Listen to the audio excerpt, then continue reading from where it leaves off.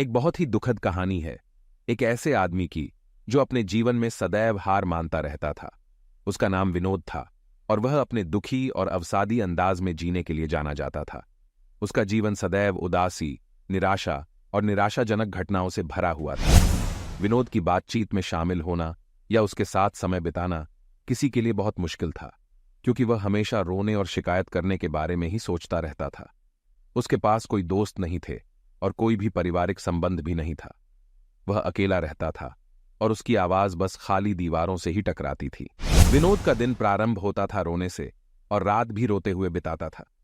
उसकी जिंदगी में कोई उजाला नहीं था और उसकी ख्वाहिश केवल खुदा से मौत की मांग करने की थी। उसका दिल उम्मीद के बजाय निराशा से भरा हुआ था। उसके पास न कोई मुसीबतों का समाधान था और न ही कोई साथी जो उसे सहायता कर सकता था। यही चक्र उसके जीवन का हिस्सा बन चुका था। वह हर रोज सुबह उठता था और जिंदगी की वजह से रोता था। उसका मन कभी नहीं मानता था कि उसकी जिंदगी में कुछ बदला जा सकता है या किसी तरह से सुधारा जा सकता है। विनोद की कहानी एक दिन अचानक खत्म हो गई।